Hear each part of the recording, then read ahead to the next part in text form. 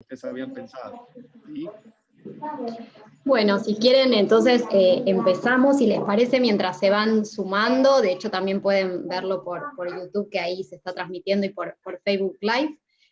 Un poco la propuesta de este coloquio. Primero, agradecer a Claxo, que nos dio la posibilidad de hacerlo, a la posibilidad de conversar y conocernos con el coloquio también en Afrodescendencias, y también por la iniciativa y la audacia, ¿no?, de hacerlo desde nuestras casas. Acá vemos a Emilia, que también está participando, en términos de poder complejizar un poco el tiempo y el espacio de estos intercambios que se hacen necesarios, aún en estos contextos tan complejos.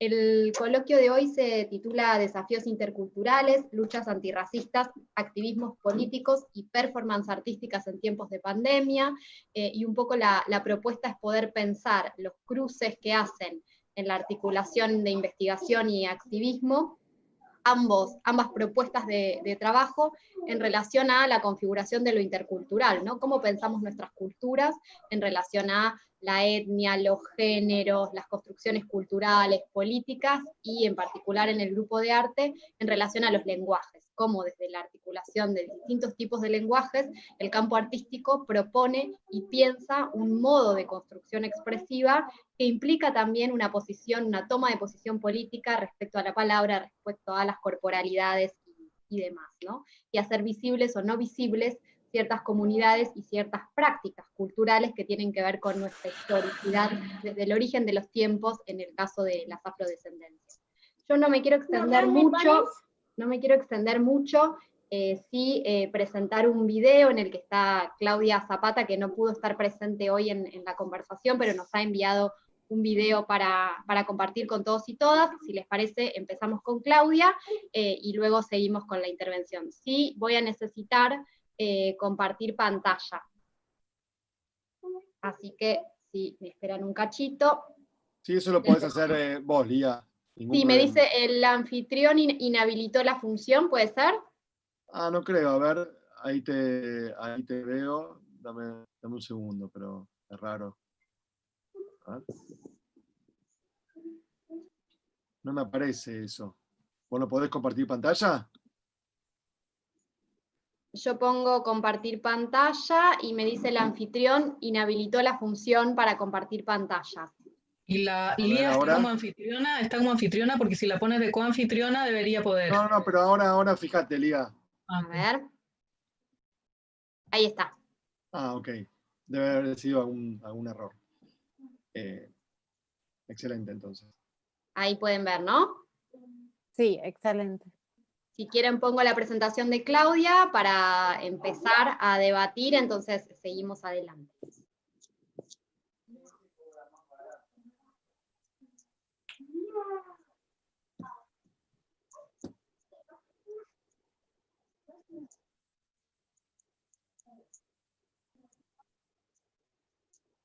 No se escucha el sonido, no sé si a los demás les pasa lo mismo. Sí, no hay audio, Lía.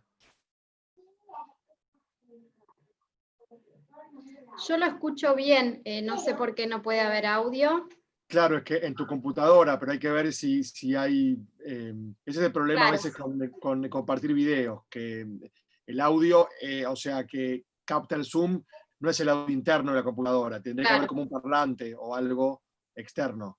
No sé si vos tenés un parlante para poder conectar o algo. Porque...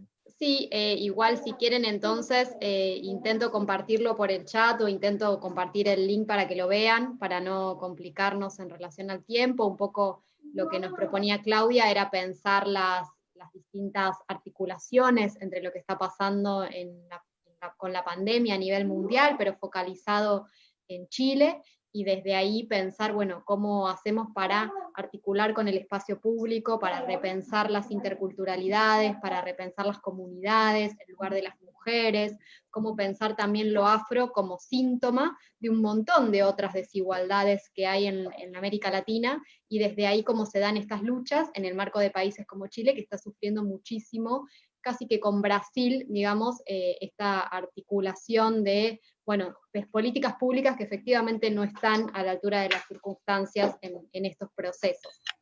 Pero mientras lo resolvemos, para no retrasar el diálogo, que es lo más rico en estos encuentros, si quieren les doy la palabra a Francisco Perea de la Universidad de Uniminuto. Ahí se escucha doblemente mi audio.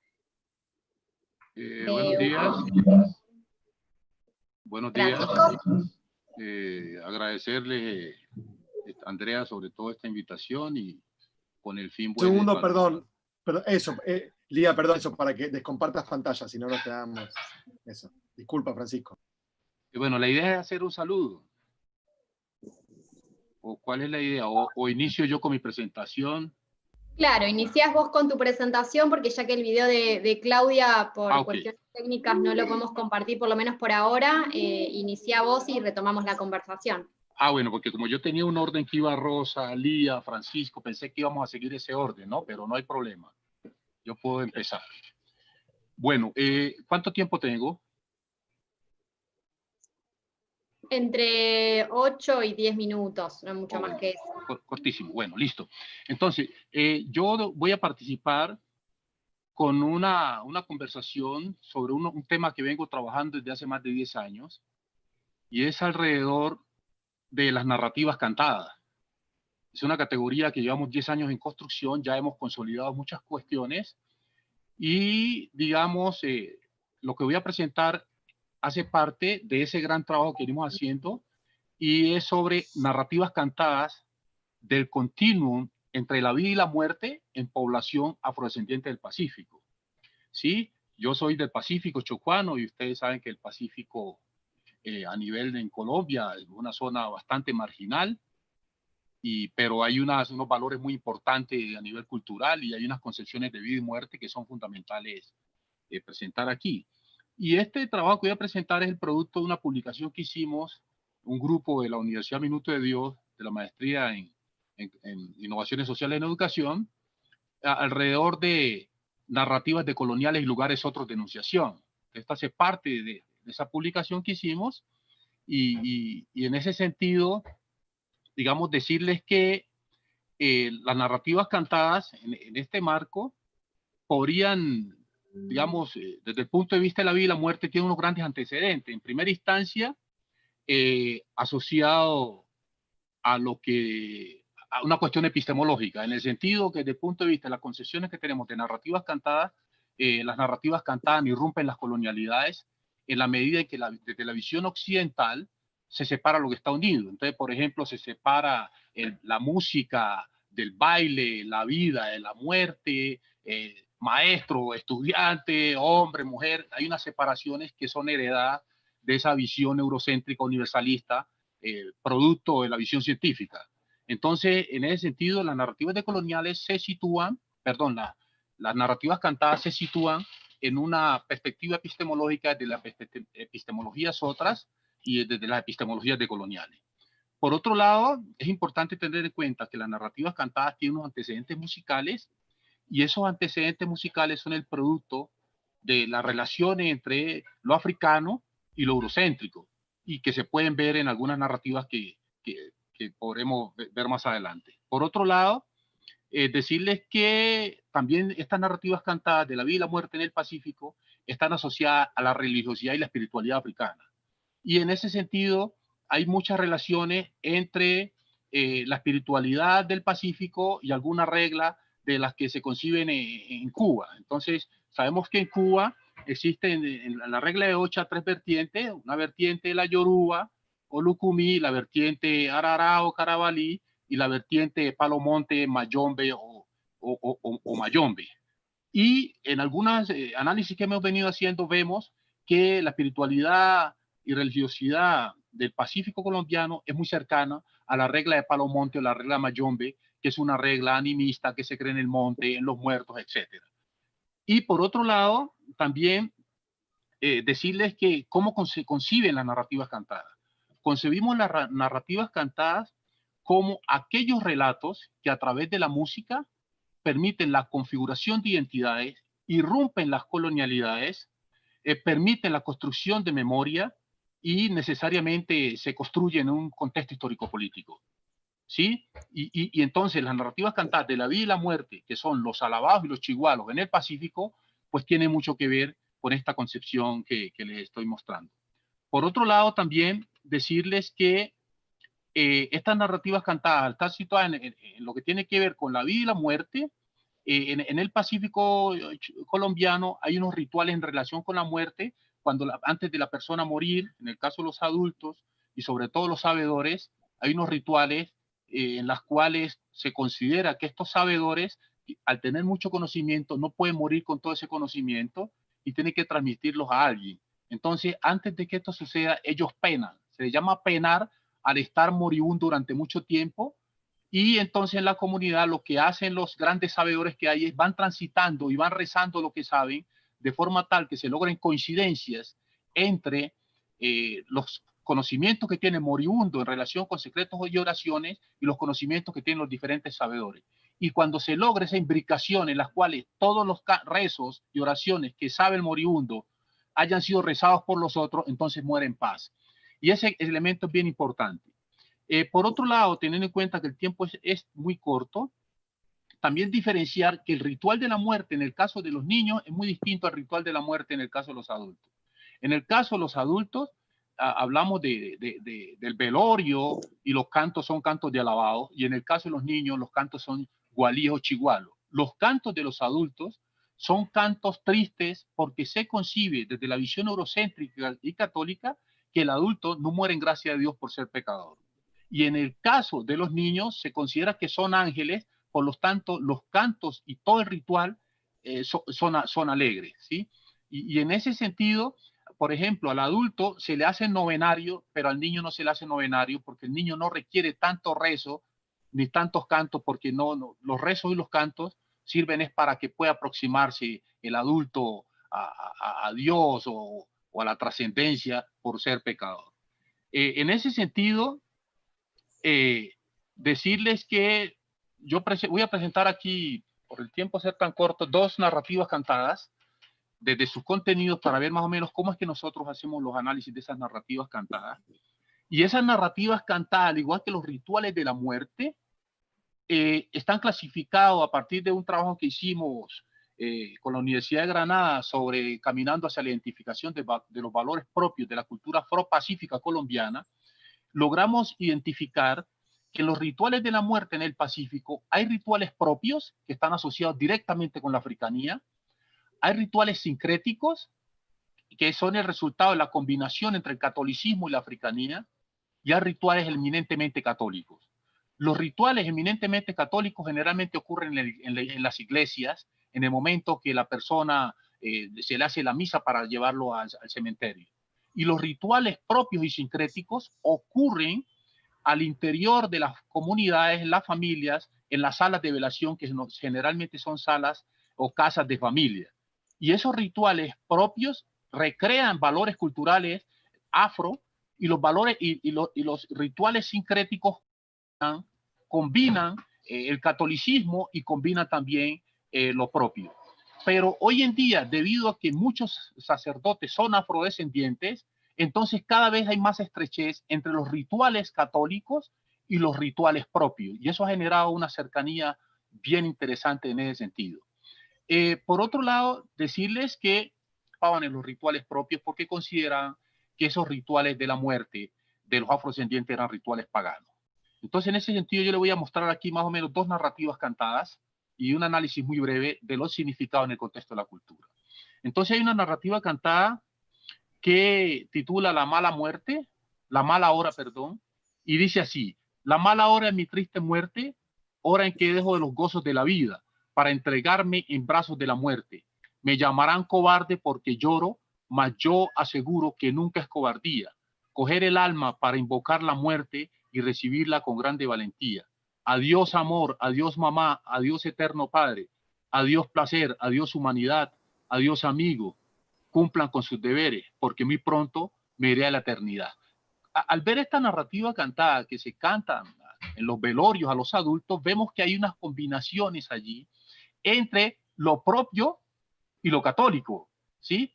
Y en esta narrativa cantada, los que cantan están asumiendo la voz del difunto, y al asumir la voz del difunto, digamos, pareciera que el difunto aún no estuviera preparado para la muerte, en tanto que expresa tristeza por la partida, reconociendo que si bien la pasó muy bien en esta vida, llora por su partida, y ese llanto por su partida no es un acto de cobardía, sino que dice que es un acto también de mucha fortaleza. Y por otro lado se despide de los seres más cercanos, se despide de la mamá, se despide de la pareja, se despide de los familiares, y con una recomendación muy importante, y es la importancia de en el paso por la vida cumplir con muchos deberes. Y estos deberes, más allá de los deberes cotidianos de la vida, implican deberes de responsabilidad y compromiso político con las comunidades y la difusión de los valores que de la cultura se vienen construyendo. Esta narrativa es muy importante en ese sentido. Hay otra narrativa que titula Ante noche y anoche, que esta narrativa cantada es un canto para los niños. Y estos cantos para los niños no son tristes, como les decía anteriormente, en tanto que se considera que el niño muere en gracia de Dios, y por eso a los niños se les denomina angelitos. Y esta narrativa cantada, desde el continuo entre la vida y la muerte, se le canta a los niños para dormirlos, pero también se les canta cuando mueren. Inclusive algunas narrativas cantadas de los adultos, desde el continuo entre vida y muerte, se canta en los sepelios, pero también se canta en la vida. Y los rituales de la muerte en el Pacífico siempre están acompañados de música. ¿Por qué? Porque la música constituye la base de la vida de los habitantes del Pacífico, y a través de la música se hacen las grandes protestas. No sé si ustedes lograron ver algunos videos y documentales cuando hace más o menos unos 2 años una protesta en el Pacífico, y siempre estaba acompañada la protesta de música, porque la música constituye la esencia de esta cultura. Entonces, ya para cerrar, les comparto esta narrativa cantada que les decía. Es una narrativa cantada para niños. Dice: ante noche y anoche, bueno, voy a tratar de cantarla. Ante noche y anoche, ante noche y anoche, parió la luna, parió la luna, parió la luna, parió la luna, parió la luna, parió la luna, 25 luceros, 25 luceros. Y una estrellita, una estrellita, una estrellita, ante noche y anoche, ante noche y anoche, parió la negra, parió la negra, parió la negra, 25 negritos, 25 negritos, y una culebra, una culebra, una culebra, y una culebra, y una culebra, una culebra, ante noche y anoche, ante noche y anoche, parió la blanca, parió la blanca, parió la blanca, 25 blanquitos, 25 blanquitos, y una potranca, y una potranca, una potranca, ante noche y anoche, ante noche y anoche, parió la chola, parió la chola, parió la chola, parió la chola, parió la chola, parió la chola, 25 cholitos, 25 cholitos, y una paloma, una paloma, una paloma. Entonces, estos son el tipo de narrativas cantadas que se le cantan a los niños cuando mueren, que si ustedes ven, son muy alegres, porque se considera que el niño es un angelito. Pero en el fondo también, en relación a los significados, desde el concepto de narrativas cantadas, vemos que en esta narrativa cantada siempre la mujer está como el eje fundamental, y la mujer a quien se le adjudica el acto de parir, y al adjudicarle el acto de parir en esta cultura, se le da un valor importante a la mujer como el núcleo central y el eje de la familia, y que siendo aparentemente una cultura machista, quien decide y que mantiene congregada la familia es la mujer. Por otro lado, el número 25 en relación con el niño que nace, hace referencia al 25 de diciembre, donde nace el niño Dios, ¿sí? Y en esa recreación, ¿sí? Siempre aparece el número 25, pero otro elemento importante, y es que la mujer, además, a diferencia de la luna, que pare unos luceros para iluminar el universo, iluminar las vidas, todas las mujeres en esta narrativa, cuando pare, además de parir un ser humano semejante, pare también un animal como representación de ese continuum, desde, si lo pudiéramos mirar desde la colonialidad de la naturaleza, entre el ser humano y la naturaleza. Y por otro lado, también decir que en este recorrido se observa que venimos de un universo infinito a través de la luna, pasamos por la reptación con la potranca, cuando bebés que gateamos, ¿sí? Posteriormente pasamos desde el apoyo de las 4 extremidades a caminar con en dos extremidades, y luego volar como la paloma, como un acto de autonomía y libertad. Y en este sentido, esta narrativa cantada expresa las diferentes configuraciones étnicas existentes en el Pacífico, negros, indígenas, mestizos y blancos, que habitan en un nicho como hábitat común. Lo anterior refleja la fuerte conexión que existe entre los seres humanos y la naturaleza. En el fondo, esta narrativa cantada lo que hace es difundir valores propios de la cultura y la importancia de la conexión con la cosmogonía afrodescendiente del Pacífico. Nosotros, a través de estas narrativas cantadas, venimos haciendo unos trabajos en escuelas y colegios en el Pacífico y en Bogotá, como una forma de generar procesos interculturales a través de la música. Porque tenemos la consideración que muchas discriminaciones racistas que se dan hacia el afrodescendiente, y yo diría que todas las discriminaciones se dan por el desconocimiento de los otros. Entonces nosotros desde esta propuesta lo que buscamos es, de una u otra forma, que a través de estas narrativas cantadas se nos conozca y reducir los niveles de discriminación o erradicarlas, ¿sí? Hay muchos otros trabajos que venimos haciendo un trabajo sobre narrativas cantadas y violencia política en Colombia, en las cuales hemos hecho un análisis de las músicas que han producido muchos grupos insurgentes, los grupos insurgentes en Colombia, y estamos construyendo una categoría que la llamamos coincorporación como estrategia para resolución de conflictos. Pero todo está basado en las narrativas cantadas como estrategia, pues, de generar procesos de interculturalidad y de descolonización. A manera de síntesis, esa es una parte del trabajo que venimos haciendo. Aspiraría a profundizar mucho más a través de las preguntas. Muchas gracias, Francisco. Qué interesante manera de empezar, ¿no? Con esas narrativas cantadas, con la música, con la sonoridad de ese Cauca o de esa Colombia profunda de alguna manera, que fue una de las cosas que debatíamos en el encuentro de la mañana también, como los distintos lenguajes para problematizar la cultura y para comprender los campos investigativos de cruce entre el coloquio, en el grupo de trabajo de arte y política y el de afrodescendencias. Yo creo que ya estamos un poco más acondicionados a esto del Zoom, que siempre empieza como bastante a traspié.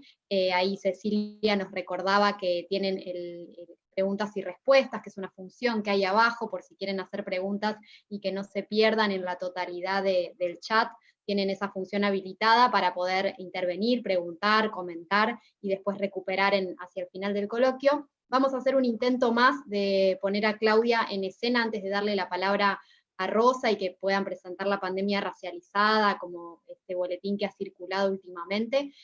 Vamos a hacer un intento más de sumar a Claudia, gracias a los aportes de otra compañera también en el chat, a ver si lo logramos. Voy a ver si ahora sí resulta, espero que sí. Creo que ahora vamos a andar bien, a ver. Buenas tardes a todas, a todos. Los asistentes a este coloquio internacional, agradezco la invitación y haberme también permitido participar en este formato de video grabado. Voy a intentar incorporarme un poquito después si es que alcanzo. Me da mucho gusto también compartir con colegas de distintos países de América Latina. Bien, sobre mi intervención, quisiera señalar algunos temas, si lo logro, que nos puedan motivar para una conversación, para una reflexión. el coloquio entiendo que se estaba organizando desde antes y es como inevitable no querer pensar y dialogar con lo que nos está ocurriendo, que yo diría que incluso la palabra contingencia nos queda corta. Efectivamente estamos frente a una crisis civilizatoria, digamos, que es tan difícil de tomar, de analizar. Yo la verdad es que todo este tiempo no he querido ni siquiera participar mucho de foros, de encuentros, porque siento que me rebasa y que tal vez es, por lo menos para mí, mejor tomar la decisión de observar y de asumir también que como humanidad esta es probablemente uno de los mayores desafíos y asumir que sabemos menos de lo que creemos. Y en ese sentido, cuando a uno se le pregunta, bueno, ¿qué ocurre con las poblaciones afrodescendientes, indígenas, racializadas en general en este contexto? Bueno, ¿qué decir que no sea lo obvio? Digamos, lo que es evidente desde el momento que uno prende la televisión, desde el momento que se ven las noticias, incluso aquellas más manipuladas ideológicamente, digamos. ¿Qué es lo obvio aquí? Pero al mismo tiempo muy importante de señalar que la crisis no nos golpea a todos por igual, y que en la medida que todavía existe vergonzosamente una correlación entre pobreza y entre sectores racializados, uno ve que son precisamente esos sectores los más perjudicados, y dentro de ellos inevitablemente las mujeres. Que lo otro que es particularmente delicado en este contexto es que también los miedos colectivos nos hacen reflotar, y ha ocurrido en Chile, me imagino que en muchas partes, hace reflotar lo peor de nuestra historia también, y también lo bueno, por supuesto, pero entre lo peor está el racismo. Y eso ha ocurrido previsiblemente en los medios de comunicación, que bueno, para hablar de una noticia sobre aumento de contagios ponen, en Chile ocurrió eso, una fotografía de una mujer afrodescendiente con su hijo, etcétera. Y al mismo tiempo también, ya en los últimos días han surgido prácticas que nos animan la solidaridad, la autogestión, la posibilidad de cubrir ese abandono en el que el Estado, y en particular el gobierno aquí ocupado por la derecha neoliberal más dura, nos tiene. Creo yo que esto obviamente nos desafía a dar continuidad a las luchas sociales en las que nos habíamos embarcado. Bueno, me imagino que tienen frescas las noticias de nuestro estallido social en Chile, que fue recién el 18 de octubre pasado, que esta pandemia ha puesto en suspenso, pero que tiene todavía pendiente. Estábamos en eso, con tiras y aflojas, no era fácil. Estábamos en el tema de pensar un horizonte pluricultural e inclusive plurinacional, donde tanto los pueblos indígenas como los pueblos afrodescendientes, entre ellos los denominados afrodescendientes chilenos, que era algo que en este país no se asumía que existían hasta antes de su proceso organizativo, donde vinieron a gritarlo, y ahí las colectivas de mujeres han sido muy importantes en los últimos 20 años, estábamos en ese proceso cuando nos pilla esta pandemia. Y bueno, un proceso de movilización, la verdad es que bastante heterogéneo, pero bastante coincidente también en la necesidad de redefinir un horizonte de convivencia en Chile. Y también creo que es lo que ha estado pasando con movilizaciones en todo el continente ya en la última parte del siglo XX. Y son luchas que evidentemente no se remiten a una contingencia, no pueden ser leídos exclusivamente como contingencia. Y en ese sentido, tanto los sectores, los pueblos indígenas, como los pueblos afrodescendientes han aportado densidad temporal, histórica, política a estos episodios donde confluyen distintos sectores de la población. Y con eso me estoy refiriendo a la dimensión colonial del asunto y a la dimensión racial del asunto. Asumir que tenemos una articulación racial y que el problema no se agota con denunciar, interpelar o inclusive derribar a las élites dirigenciales, que también nos desafía a nosotros. Son jerarquías que también, sin con esto homologar responsabilidades, por supuesto, se despliegan a nivel de la sociedad, ¿ya? Que se imbrican también con las estructuras patriarcales, ni qué decir. Y bueno, cuando hablamos de colonialismo, cuando hablamos de racismo, mucho de esto puede parecer desconocido, sobre todo en países como el mío, en Chile, donde el tema del no racismo ha sido una preocupación constante. Siempre se ha visto que el racismo existe en otras partes, ¿ya? O que no hay racismo en Chile porque no habría población afrodescendiente, lo cual es absolutamente discutible desde todo punto de vista. Y me temo que no es exclusivamente de Chile. Pareciera que todos los sectores cuando se habla de racismo en todos los países, cuando se habla de racismo pareciera que el racismo existe en otras partes. Existe en otra isla, existe en Estados Unidos, de allá son los problemas raciales, no en los nuestros. Ni qué decir de colonialismo, digamos, nuestra historia republicana canceló ese tema, se supone que estamos viviendo en un periodo de independencia política donde no existe nada de colonialismo, porque se lo entiende como periodo histórico pretérito y no como vínculo, como forma de explotación, que es algo ya también bastante desarrollado en la teoría política. Por lo tanto, yo creo que para entrar a tono con estos debates, que es lo que a mí me preocupa, para dialogar y comprender tanto las prácticas artísticas, activísticas desplegadas por estos conjuntos de sectores en el que nos están interpelando al resto de los sectores, me refiero a los pueblos indígenas fundamentalmente, que es lo que yo más trabajo, necesitamos conocer y autoformarnos. Esto no nos va a venir evidentemente de la educación formal, ni de la academia más como desterritorializada, digamos, no va a venir de allí. Tenemos que empezar a armar nuestro espacio de autoformación, a comprender esto, y en esa tarea de comprender estas dimensiones que se nos están instalando allí, no es una tarea que tengamos que empezar de cero. O sea, podemos estudiar e indagar sobre caminos recorridos, ver ahí cuáles fueron sus aciertos, también las cosas que quedaron pendientes, para iniciar nuestras propias reflexiones, nuestra propia construcción.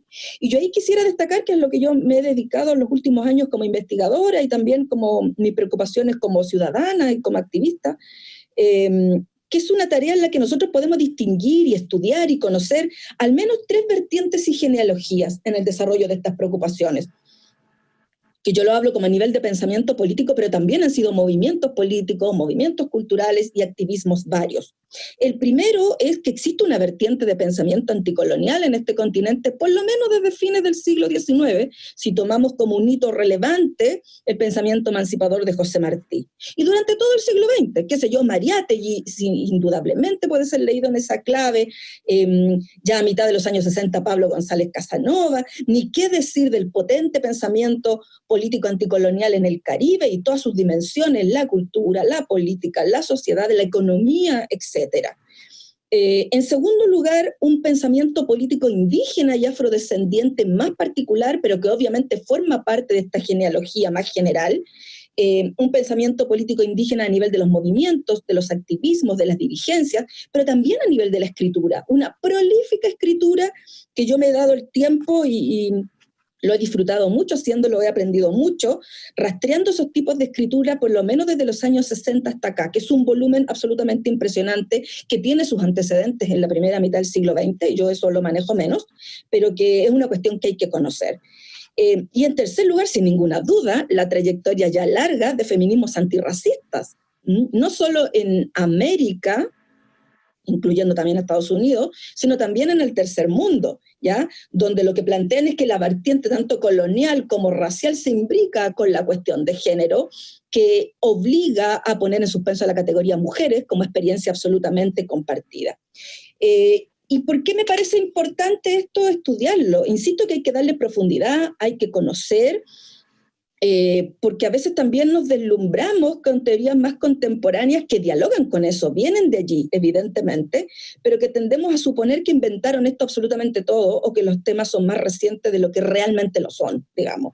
Creo que hay que hacer en ese sentido justicia a los esfuerzos por pensar estos temas y también por combatirlos, digamos. O sea, el combate al colonialismo en este continente no se terminó en 1810, sino que continúa hasta hoy, ha pasado por distintas etapas, ha tenido momentos anticapitalistas muy fuertes, que no siempre es así, ha visibilizado la cuestión de la cultura como un terreno de pugna desde siempre, digamos, por lo tanto hay trayectorias allí que pueden ser muy inspiradoras para estas luchas del presente.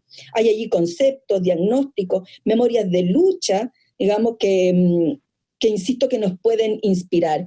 Y eso también nos permite comprender y dialogar de mejor forma con las prácticas artísticas que surgen desde estos sectores, por ejemplo, en el caso indígena, con las escrituras poéticas, que siento yo que no se puede comprender a cabalidad y dialogar con ellas sin estas claves, y también con lo que parece incipiente, pero que no lo es tanto, con un arte contemporáneo indígena, que es tremendamente potente en densidad política y en densidad histórica, digamos. ¿Cómo se sitúan en el campo del arte contemporáneo, que ya sabemos que es tremendamente elitista en general, y cómo desde allí reformulan su lugar en el mundo, lo interpretan desde una práctica artística específica, pero al mismo tiempo dialogando con esta trayectoria teórica y política de los movimientos indígenas. Qué sé yo, me refiero al caso de Juliet Morales en Colombia, al caso de artistas contemporáneos en Chile, como Paula Baeza Pailamilla o Sebastián Calfuqueo, etc. Yo no soy tan experta en eso, lo estoy mirando con atención ahora, pero es una invitación a que se aproximen a eso, que los vean, que lo interpreten en sus propios términos, con las herramientas que cada quien tiene, porque afortunadamente toda esa, o por lo menos la mayoría de sus trabajos están disponibles en la web, son accesibles. Bueno, quisiera señalar eso como para incentivar una conversación. Me quedo corta, obviamente, pero bueno, podemos seguir conversando. Muchas gracias.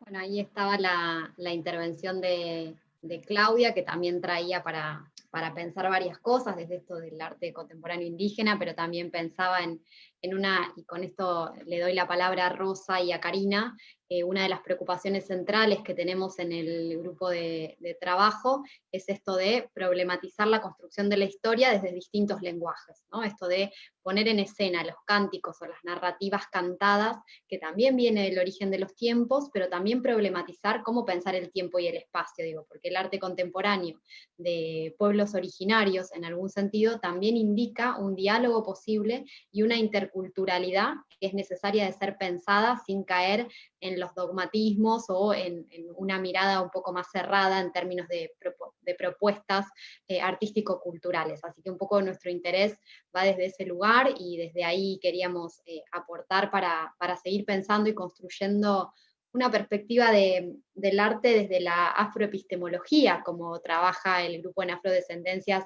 tan interesantemente y que podemos ir aprendiendo en términos de, bueno, qué significa esto de la afroepistemología, de poder poner en cuestión o en tensión una academia más occidental, si se quiere, en algún punto. Karina o Rosa, no sé quién quiere tomar la palabra de ustedes. En realidad sería Carlos Álvarez, en lugar de Rosy. En este momento va a estar moderando Carlos. Bueno, ¿qué tal? Buenas tardes, ¿se escucha bien? Buenas tardes.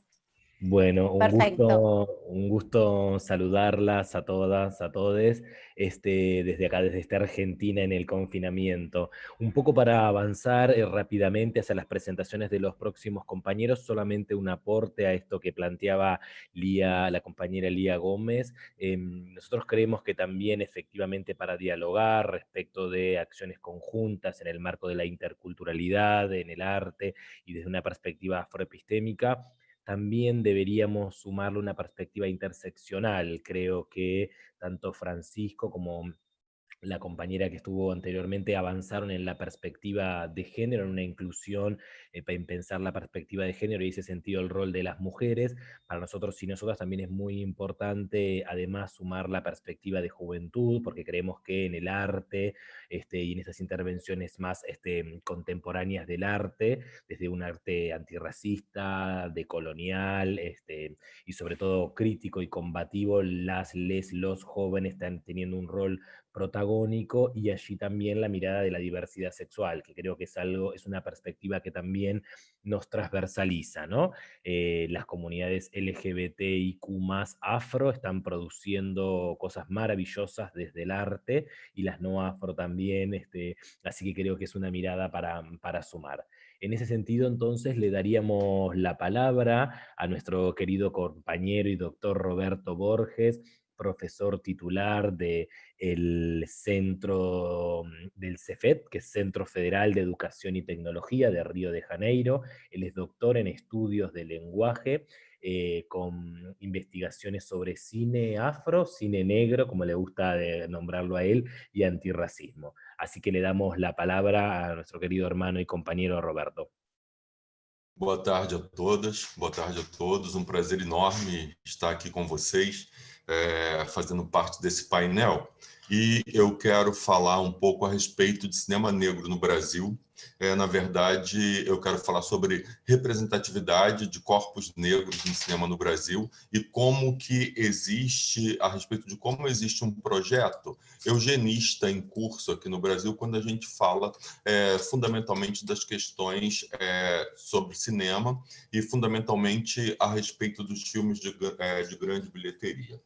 Nós temos desenvolvido aqui no Cefet uma pesquisa a respeito disso que nós temos chamado de cinema negro, embora não haja ainda um consenso a respeito da conceituação dessa expressão, cinema negro.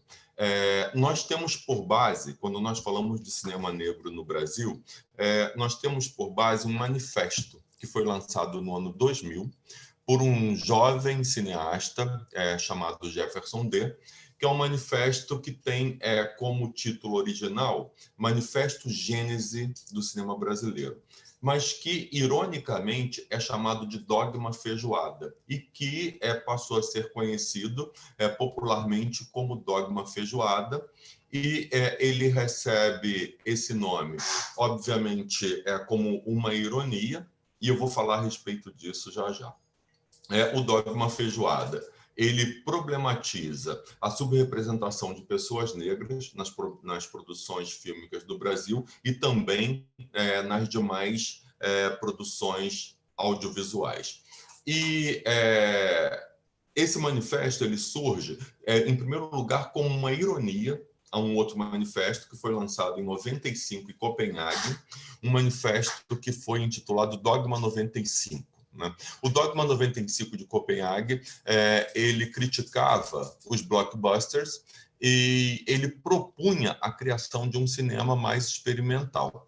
E aquele manifesto lá de Copenhague, ele partia de 10 linhas gerais que ficaram conhecidos como votos de castidade e eram votos que as produções fílmicas deveriam seguir a partir de então.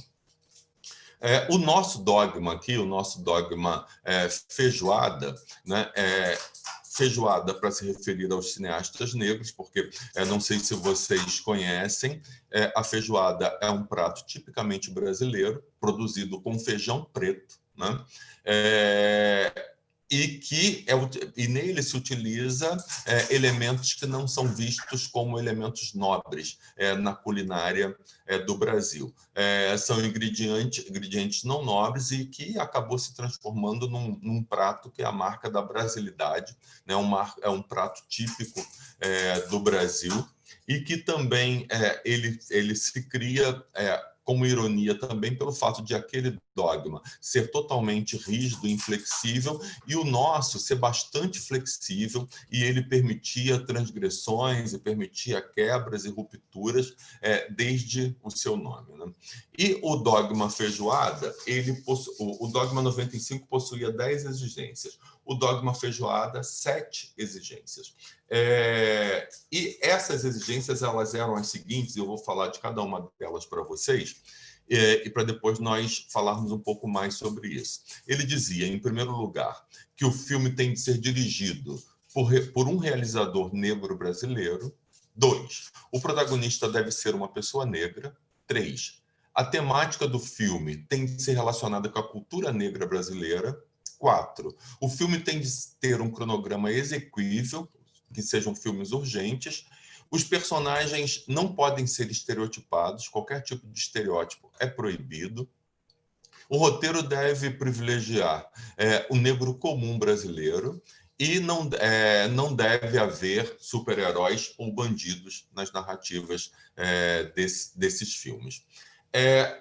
Questionamos vários desses dogmas, né? Alguns deles nós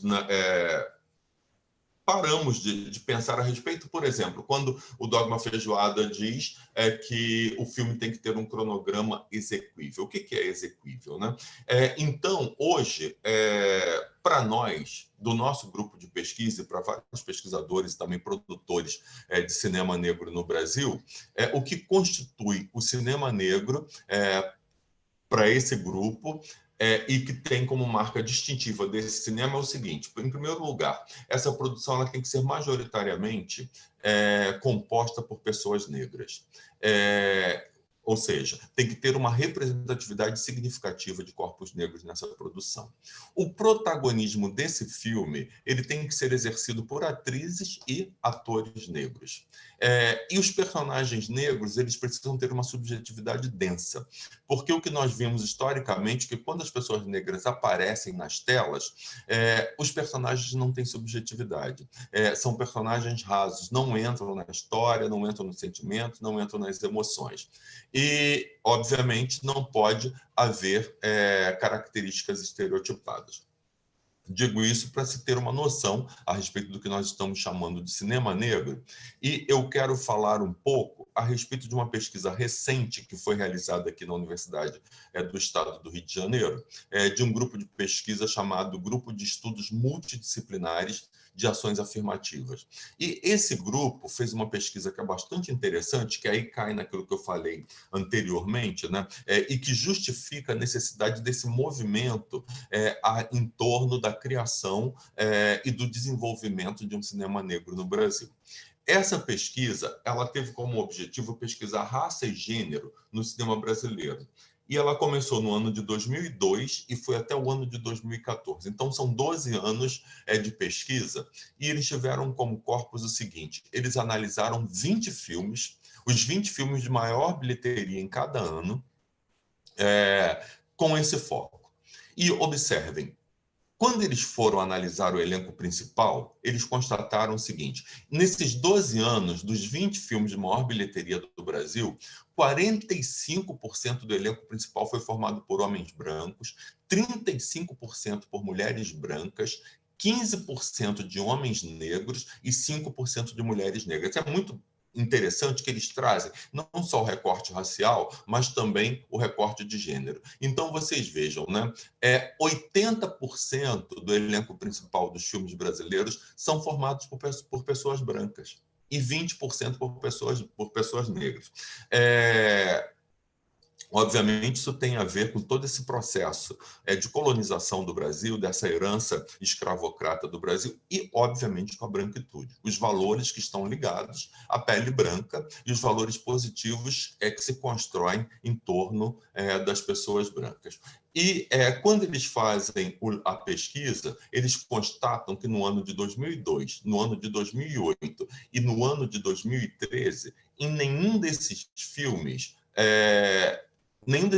foi protagonizado por nenhuma mulher negra. Nesses anos, as mulheres negras elas ficaram totalmente de fora. Quando eles pesquisaram os roteiristas, eles viram que 69% dos roteiristas eram homens brancos, 24% das roteiristas mulheres brancas, 3% homens negros, nenhuma mulher roteirista, em 12 anos de produção filmográfica de grande bilheteria no Brasil. E aí eles apontam aí que não foi possível eles obterem dados de 4% de roteiristas, 3% de gênero masculino e 1% de gênero feminino. E aí, quando eles vão para a direção desses filmes, os dados também continuam sendo chocantes. É tudo muito chocante, né? Eles constatam que 84% dos diretores do filme nacional brasileiro foram homens brancos, 14% mulheres brancas, 2% de homens negros, nenhuma mulher negra. Então, nós temos 88% de pessoas brancas e 2% de pessoas negras, sendo que nesses 2% de pessoas negras, eles não encontraram mulheres. E é bastante impactante nós pensarmos nesse projeto de eugenia, se nós pensarmos fundamentalmente que o Brasil ele se construiu em torno do desejo de destruição, de aniquilamento, de extermínio das pessoas negras. E como que isso continua em curso fundamentalmente quando a gente vai para as produções audiovisuais e filmográficas. Qualquer pessoa de fora do Brasil que assista a filmes brasileiros, ela chega à conclusão de que o Brasil é um país de brancos, né? E, no entanto, quando nós olhamos as nossas estatísticas oficiais, por exemplo, o nosso censo ele aponta que hoje existe em torno de 54% de pessoas negras no Brasil. E aqui no Brasil, nós chamamos, as nomenclaturas oficiais chamam de negros os pretos e os pardos. Como que num país em que mais de 54% da população é negra, o cinema nacional é branco, né? E é muito chocante isso para todos nós, porque, por exemplo, se você chega hoje a qualquer cinema das zonas periféricas do Brasil, por exemplo, eu moro no Rio de Janeiro, que é uma das maiores capitais do Rio de Janeiro, mas moro no subúrbio do Rio de Janeiro. A região onde eu moro, na região onde eu moro existe um número muito grande de pessoas negras. E se nós formos aos cinemas nos finais de semana, vocês vão ver os cinemas lotados, abarrotados de pessoas pretas, né, de pessoas negras. E essas pessoas vão assistir a filmes onde elas não estão, né? E que quando elas estão a partir de personagens estereotipados ou personagens risíveis. E isso aí, obviamente, constitui essa subjetividade, constitui esse campo de imaginação, constitui a maneira como se constrói no mundo como uma maneira de não existência. E isso é um discurso que se constrói como natural. É um discurso que se constrói como se não houvesse nenhum problema a respeito disso. Eu cheguei aos meus 10 minutos, teria outras coisas para falar, e ainda queria falar principalmente a respeito da construção desse cinema negro, como que ele está acontecendo aqui no Brasil. Nós temos um grande nome, que é Zósimo Bulbul, que aos 70 anos criou um espaço chamado Centro Afro-Carioca de Cinema, aos 70 anos de idade, né? E dentro desse Centro Afro-Carioca de Cinema, ele criou um encontro, que é um encontro de cinema negro, que acontece anualmente, e esse encontro de cinema negro tem sido inspiração para os nossos jovens negros cineastas, para as nossas jovens negras cineastas que se auto-intitulam Tropa de Zósimo, né? E o Zósimo dizia que o cinema é uma arma de guerra, né? E que o audiovisual é uma arma de guerra. E, infelizmente, no Brasil, essa arma de guerra ela ainda tem sido utilizada para nos aniquilar, né? Mas que nós estamos vivendo uma transformação disso, uma mudança disso, na medida em que, a cada ano, um número maior de jovens se apropria dessa linguagem e tem ido para a batalha para construir esse protagonismo dos corpos negros. Muito obrigado. Bueno, muchas gracias, Roberto, por esa excelente presentación, destacar un poco en este sentido, unificando a nuestros principales objetivos como GT en la lucha antirracista y el activismo político desde una perspectiva afro y combinado con las performances artísticas, la necesidad de poder pensar y visualizar tanto el rol como el lugar de las personas negras, afrodescendientes o pretas en las producciones, en las temáticas, pero también no solamente en términos conceptuales y de producción, sino también en términos de inclusión de nuestras corporalidades, de nuestras subjetividades, y es allí el gran desafío, no solamente en el arte, en las grandes empresas, como hablaba muy bien Roberto, del cine, sino en las distintas prácticas artísticas.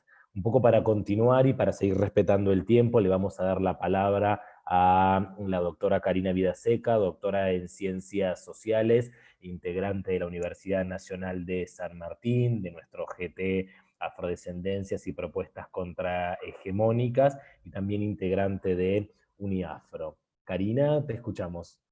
Bueno, muchísimas gracias. ¿Se escucha bien? ¿Sí? Muchas gracias por la invitación y por la posibilidad de articular entre los GTs. Creo que fueron exposiciones muy hermosas y muy potentes, con grandes posibilidades de amplificación.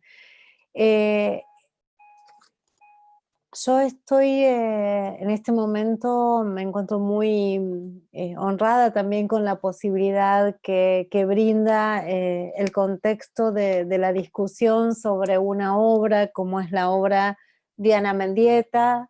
Ana Mendieta, esta videoartista cubana que a los 12 años va a ser expulsada prácticamente a través de ese operativo que se ha dado en llamar Peter Pan, junto con su hermana Raquel, en el momento de la Revolución Cubana, cuando el gobierno estadounidense, de algún modo, bajo esta retórica salvacionista, salvando a los niños comunistas, ¿no? de sus familias, inicia este operativo juntamente con la Iglesia Católica y ella va a ser refugiada en una casa de familia en Estados Unidos.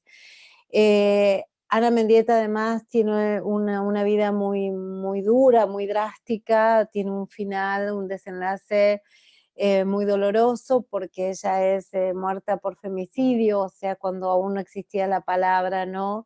Tiene una vida muy corta, a los 36 años de edad, ese desenlace en Manhattan ha sido realmente fatal en una obra tan promisoria, que la llevó justamente en ese momento a comenzar a estar entre las artistas que podrían haber llevado realmente su obra a una consagración, ¿no? Cuando ese desenlace fue tan fatal y de parte de su compañero, un artista que era muy reconocido, y quien además luego tuvo la posibilidad de la salida, es decir, de la falta de pruebas que no lograran justicia por la memoria de Ana Mendieta.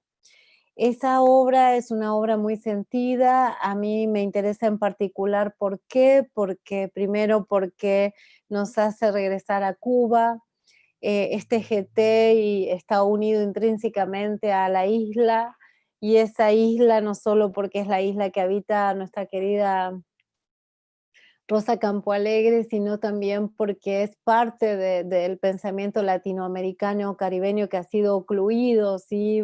Muchas veces hablamos de América Latina, pero no hablamos América Latina y el Caribe, ¿no? Como si fuera un plus de esa América Latina, y creo que hay que reparar eso, que hay una justicia epistémica en términos de cómo nos pensamos latinoamericanos y caribeños, ¿no?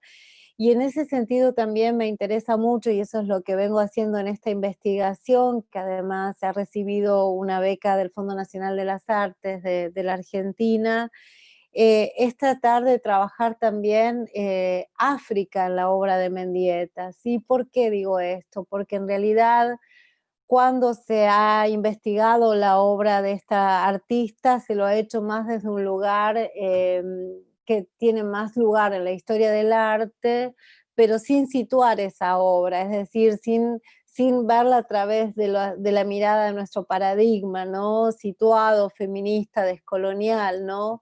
Que pretende también revisar la obra de estas artistas de los años 70, obras además de gran potencialidad en ese momento, porque justamente cuando Ana Mendieta comienza a reconocerse como una mujer de color, lo hace a través de recuperar una historia que tenía que ver mucho con esa infancia en Cuba, con cómo las nanas negras, ¿no?, la habían criado, y en esa cocina de su casa, donde ella pasó esa infancia, recordó profundamente ese servicio no solo de cuidado, sino también donde ella comenzó a tallar aquellas necesidades de volver a ese origen, como lo decía, que tenía que ver con los ritos de los ñánigos, de la santería, ¿no? Y en las huellas corporales que deja su obra. Por eso me parece tan interesante vincular también la obra de Mendieta al pensamiento caribeño, fundamentalmente no solo en las poetas de la negritud, ya sea Aimé Césaire o Frantz Fanon, sino fundamentalmente en la obra de ese gran intelectual y gran poeta que es Edouard Glissant, ¿no? Ese pensamiento caribeño que también nos permite pensar también en la insularidad, ¿no? de ese cuerpo, pero también oponiendo, ¿no? las toponimias de las geografías, de ese mar laberíntico, ese mar Caribe, que permite también pensar y traccionar en otro sentido esa obra, ¿no? No quiero ocupar mucho tiempo para dejar lugar a la pandemia, así que voy a brevemente trazar algunos aspectos que me interesan de esta obra, que tiene que ver también en cómo explora en la cuestión de la política sexual y colonialista, ¿no? Ya sea cuando Mendieta se alinea también políticamente al organizar una muestra que se llamó Dialéctica del Aislamiento, una exhibición de las artistas tercermundistas en la galería AIR, que fue la primera galería cooperativa de artistas feministas que se llamaron de color en ese momento en los Estados Unidos, dentro de los cuales estaban las afrofeministas, aquellas que hoy también citamos y reconocemos, ¿no? En ese primer catálogo, que era por mediados de los años 70, ahí ya Ana Mendieta reafirmaba los sentimientos que la unían al movimiento feminista, a propósito de terminar con el dominio, decía, y la explotación de la cultura masculina blanca, que se olvidó de nosotras, ¿no? Y también allí comienza a emerger una posición muy fuerte con cómo ella se identificaba en ese universo de mujeres tercermundistas, ¿no? Mujeres que ocupaban, por supuesto, lugares subalternos y subalternizados, como diría Bell Hooks, pero también siendo objetos de teoría por parte de las feministas blancas de clase media ilustrada, ¿no? Hay otro aspecto de esa vida que me interesa mucho, que tiene que ver con lo corporal, ¿no? Es decir, con cómo trabajar el cuerpo archivo en la obra de Mendieta significa también pensar en cómo ella utilizó su propio cuerpo, es decir, cómo ella hacía esculturas cuerpos, que era para ella la etapa final de un ritual, ¿no? En esas sociedades secretas masculinas de las santerías, ¿no? De esa religión sincretista afrocubana, dice Petra Barreras del Ría, quien también fue curadora de esta obra en el Museo de Nueva York, del barrio de Nueva York. Es como ella comienza a abrazar esas tradiciones espirituales de los Yorubá en África y también ciertos elementos que iban también para pensar la utilización de la sangre. En gran parte de esa obra, por supuesto, uno ve cómo Mendieta utiliza la sangre y esa utilización tiene mucho de la dimensión de esa espiritualidad, ¿no? Pero también con cómo de algún modo ella comienza a recuperar esa historia afrocubana y esa historia también de los pueblos originarios de Cuba, que fueron casi exterminados, ¿no? De la isla, a partir también de toda un arte que podríamos hoy llamar arte rupestre, quizás, o no, o ver cómo a través de las esculturas que ella va a dejar en su regreso tardío a Cuba, luego de haber pasado por Oaxaca, comienza a tallar en piedra caliza las esculturas que se llaman que tienen diferentes nombres en esas series que ella deja y donde imprime fundamentalmente imágenes que tienen mucho más que ver, según se comienza a vislumbrar, con vaginas, pero también con toda la ritualidad que viene de los pueblos yorubás, ¿no? También en Mendieta uno puede retomar ciertas ideas que tienen que ver con esa idea del retorno al África, tan presente entonces en esos poemas, ya sea de César, pero también en esta idea que tiene que ver con la idea de un Caribe, y un Caribe que tiene que necesariamente también tramitar este pasaje, ¿no? De la trata esclavista. Es decir, aquí también me parece que es muy interesante cómo a partir de Edward Gleason se comienza a trabajar algunos aspectos interesantes que hacen a lo que él llama la criolización o creolización, que no tiene que ver con una pérdida de identidad, va a ser Glisson, sino que tiene mucho que ver con esa distancia al irse con las trastornadoras, dice él, paralizaciones del ser, pero también con aquellas zonas culturales convocadas, dice Glisson, en una zona de encuentro, de la misma forma en que las lenguas criollas o creol actúan desde diferencias lingüísticas para encontrar una materia inédita, ¿no? Entonces esa raíz creol del pensamiento de Glisson tiene mucho que ver con el criollo, como linaje, ¿no? Pero no tiene que ver nada con este blanco de las tierras. Es decir, aquí aparece también una idea del creol muy opuesta al mestizaje, ¿no? Al mestizaje en tanto disolución de lo indio o de lo afro, ¿no? Y aparece justamente ciertas versiones que hacen también a eso multilingüe, ¿no? O esa posibilidad de portavoz de formas de transgresión que Glisson encuentra en mucho del jazz y en mucho de otros aspectos también interesantes que hacen a otros lenguajes, ¿no?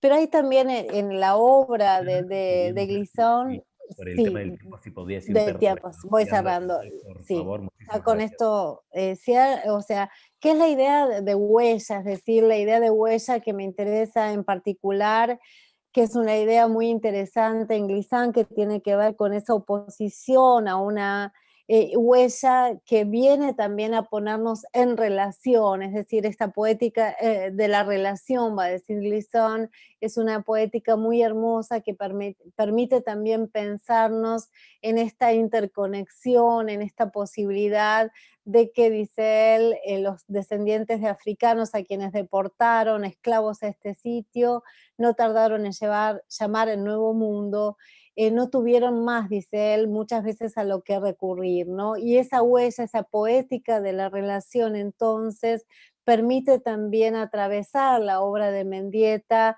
a partir de esa identidad rizoma, es decir, justamente el cuestionamiento, una identidad única, de raíz única, y pensar y apelar a ese rizoma, esa idea rizomática tan hermosa del pensamiento afrocaribeño. Muchas gracias. Buenísimo, Karina, muchísimas gracias por esos aportes y sobre todo por recuperar la historia de Ana Mendieta, de sus luchas, sus resistencias anticolonialistas, anticapitalistas, sobre todo en nuestra Cuba querida, en el marco del Caribe, recuperar para la interacción también entre los GT la necesidad de poder pensar desde la perspectiva afro, la ritualidad, ¿no? Y allí abrimos todo un capítulo vinculado a nuestras religiones de matriz afro, la estigmatización y el cruce con el arte, que será para otro momento, estas ideas que también ponía en relieve Karina respecto de la obra de Ana Mendieta, ¿no? La huella, o nosotros también hablamos de la marca, de la negritud, como un punto, un lugar de enunciación, en relación a nuestra africanidad, a nuestra afrodescendencia, a nuestra negritud, depende de los contextos. Y bueno, y esta cuestión del retorno al África, más que el retorno, lo quería poner en diálogo con también algunos aportes de Francisco vinculados a el arte africano y el vínculo con el continente africano en estas producciones artísticas de una perspectiva anticolonialista, anticapitalista, perdón, y antirracista. Yo tenía entendido que hasta aquí íbamos con la interacción respecto de la presentación y los ejes de trabajo de ambos GTs. No sé si tenemos un pequeño espacio de preguntas para los otros integrantes o participantes del seminario, y luego continuaríamos con la presentación del boletín de la pandemia racializada, que tenemos una alta participación de los integrantes del grupo, y me gustaría mucho que puedan compartir allí, porque justamente es en este momento particular que está atravesando nuestra América Latina respecto de la pandemia. No sé, Lía, si te parece bien que continuemos en esa línea. Sí, por ahí está Cata o Andrea, no sé si quieren cerrar un poco con alguna reflexión en torno a esos cruces entre el arte y la política, y lo afrodescendiente. Así ya pasamos a lo de la pandemia racializada, que ahí se volvió a sumar Rosa también. Exacto, aprovechemos su participación, que a veces es muy complicado por el tema de las conexiones. ¿Qué tal, Rosa querida? Te saludamos nuevamente, ¿eh? Andrea, ¿quiere decir algo?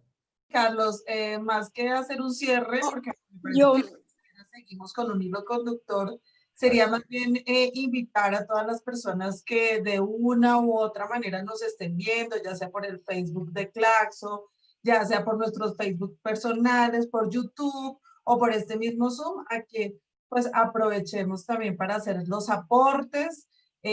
Sería si fuera posible hacer algún tipo de retroalimentación, debate, preguntas. Si no, de todas maneras también es interesante leernos y pues conocer otros puntos de vista de esas personas que nos están siguiendo. Por lo que tengo entendido, estamos compartiendo en el chat, ¿no? A través del chat nos pueden llegar las preguntas, así que los participantes la pueden ir haciendo, nosotros podemos ir sistematizando y poder hacer referencia quizás antes de que termine la presentación de la pandemia racializada para articular estas cuestiones vinculadas al arte, a la política, al activismo político, al antirracismo, y bueno, y avanzar sobre específicamente cómo viene impactando la pandemia a las comunidades afro de América Latina. Rosa, justo te cortamos, no sé si vos querés decir algo más, si no, empezaríamos directamente a presentar la pandemia y te daríamos la palabra inclusive para que puedas hacer una introducción.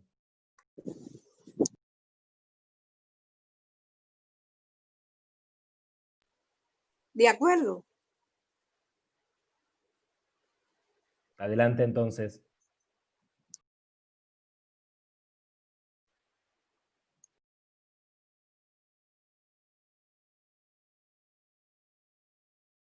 Ahí, Rosa, tenés el micrófono bloqueado. Ahí, perfecto. Te escuchamos. La idea más relevante que queremos poner a debate aquí es por qué, cómo, en qué condiciones y qué hacer ante la pandemia racializada. La idea más relevante que queremos poner aquí a debate es cómo en un pleno decenio la pandemia no es neutral, sí tiene color y sí tiene clase. Justamente la audacia está en ir recorriendo determinados países con un peso importante en la pandemia y hacer valoraciones desde las voces de las y los afrodescendientes. Me toca solamente invitar a mis colegas del grupo de trabajo Afrodescendencias y Propuestas Contrahegemónicas en un breve tiempo, en un escasísimo tiempo. Les invito a que presenten la esencia, la tesis central que estamos defendiendo en cada uno de los artículos. Eso es lo que quisiera en este momento, más que conversar, más que dialogar yo misma con ustedes, quisiera colocar las voces de los colegas, de las colegas del GT, Afrodescendencias y Propuestas Contrahegemónicas en sus miradas múltiples acerca de la pandemia racializada. ¿Por qué no es neutral? Bueno, perfecto, Rosa, muchas gracias por esa introducción, y ahí le daríamos entonces las palabras. Primero comenzaríamos con nuestra compañera de Uruguay, Lourdes Martínez Betervide, que ya integra el núcleo de estudios afro-latinoamericanos y actualmente es la coordinadora del Departamento de Mujeres Afrodescendientes del Instituto Nacional de las Mujeres del Ministerio de Desarrollo Social de Uruguay, y luego continuaría Claudia de Brasil. Empezamos entonces, Lourdes, 5 minutos. Hola. Para presentar el artículo. Adelante. Hola, buenas tardes, ¿me escuchan? Bueno, yo voy a poner en tensión algunas cuestiones vinculadas al COVID-19 y la situación de las mujeres afrodescendientes en Uruguay, como parte de, de este trabajo que hicimos con el GT en el boletín de la pandemia racializada. Quiero agradecerle a los compañeros de GT y en primer lugar a Rosa Campoalegre por darnos voz y la oportunidad de compartir esta situación. Por un lado, quiero, para situarnos, decirles que, bueno, voy a referirme a la perspectiva de las mujeres afro-uruguayas, deteniendo mi mirada en la diversidad que tenemos como sujetas y en las fragilidades que nos afectan y que en este contexto nos vulneran más aún. También de alguna manera referirnos a las potencialidades que tenemos para afrontar la situación actual de pandemia. La población afrodescendiente en Uruguay representa el 10,5% de la población, lo que más o menos es un aproximado de 366.000 personas, y dentro de esta población las mujeres afrodescendientes somos el 51%, es decir, unas 190.000 personas. A su vez, nosotros presentamos los peores registros en relación a la fragilidad laboral, debido fundamentalmente a las condiciones de informalidad producto de la intersección, ¿no?, de la división sexual y racial del trabajo. Por tanto, esta pandemia nos impacta con mayor rigor que al resto de la población en su conjunto. Somos mujeres afro, somos mujeres trans, somos mujeres cis, trabajadoras formales e informales, jefas de hogar, madres o no, en situación de calle o privadas de libertad. El trabajo doméstico, el trabajo sexual y la cárcel nos encuentran sobrerepresentadas. Al respecto de estos datos, la última encuesta continua de hogares de 2019 señala que las personas afrodescendientes son 2,5 veces más pobres que la población no afro, y que 2 de cada 10 mujeres afrodescendientes que trabajan lo hacen en el servicio doméstico, frente a 1 de cada 10 entre las mujeres no afrodescendientes. Asimismo, me interesa señalizar en esta temática que 3 de cada 10 personas en situación de calle son personas afrodescendientes. Por otra parte, recaen en muchas de nosotras las tareas domésticas de cuidado y servicio, ya sea en nuestras familias o en nuestros trabajos. Encontramos una gran cantidad de mujeres sin protección de la seguridad social, donde la tan socorrida frase, o a las que la tan socorrida frase, quédate en casa, no parece ser, o incorporarlas como sujeto, ni referirse a nosotras esta frase, y se transforma en un camino riesgoso, utópico, cuando no imposible. En particular, esta situación afecta, aparte de las mujeres trans, que tienen en su mayoría, digo mujeres trans afrodescendientes, específicamente me estoy refiriendo, que tienen en su mayoría como única salida laboral el trabajo sexual, lo que incrementa los riesgos para su salud. Si bien es cierto que el gobierno nacional, los gobiernos departamentales, y otras, voy a hablar específicamente en este caso del Estado, voy a dejar las soluciones que no corresponden al Estado, han determinado para esta situación canastas, incrementos en tarjetas sociales y otro tipo de ayuda. Lo primero que quiero enfatizar que nos pasa con respecto a esta pandemia racializada es que tenemos una fragilidad, nos encontramos como primer obstáculo la fragilidad digital que tiene la población para acceder a esos beneficios que el Estado, tanto nacional como departamental, ofrece para paliar esta pandemia. Entonces nos encontramos con una población que, por un lado, están los servicios que se quieren brindar, pero no puede acceder a los formularios digitales, no sabe a qué teléfono llamar por el seguro de desempleo, por el seguro de enfermedad, y esto lo marco no como no como una crítica, sino como una reflexión, para ver que una vez más, en condiciones de postergación social, ni siquiera los salvavidas se adaptan a quienes estamos en las condiciones referidas. Porque en esta situación de emergencia, nuevamente, se piensa desde la perspectiva de un sujeto normativo al que sus condiciones de vida lo mantienen a flote, y para las que siempre han luchado por sacar la cabeza a la superficie, nuevamente las medidas son insuficientes. Entonces, una vez más, parece que las respuestas, en este caso, a la pandemia, van a depender de nosotras mismas. Y dependen de las oportunidades que tenemos para brindar recursos para colaborar en este caso con la población afrodescendiente. Hemos consolidado una muy fuerte red a nivel social, en el entendido de que si no nos salvamos nosotras mismas, no nos va a salvar nadie. Entonces acá lo que quiero marcar, primero hablé de la fragilidad para acceder a los recursos en el marco de la pandemia, ahora quiero marcar que se han o fortalecido o consolidado en el marco de la pandemia nuevas organizaciones de mujeres donde sobresalen las organizaciones afrofeministas. En ese sentido, por ejemplo, quiero mencionar, porque tenemos poco tiempo, pero mencionar, por ejemplo, al bloque antirracista, que es un bloque que está compuesto por mujeres que corresponden, mujeres afrodescendientes en su mayoría, y disidentes afro y no afro. Este colectivo ha estado trabajando en el marco de la pandemia, ya sea con colectivos de dineros, recogiendo alimentos, entregando canastas a la población, ¿sí? Por otro lado, sistematizando una olla popular, preferentemente dirigida a las personas afrodescendientes, y al closet solidario que tiene Misangas, Mujeres Afrodescendientes, en el cual han estado, entre otras tantas cosas, recogiendo, por ejemplo, ropa, catalogándola y entregándola a nuestra población más vulnerable, como por ejemplo las mujeres afrodescendientes que se encuentran en la cárcel. ¿Por qué hago este hincapié?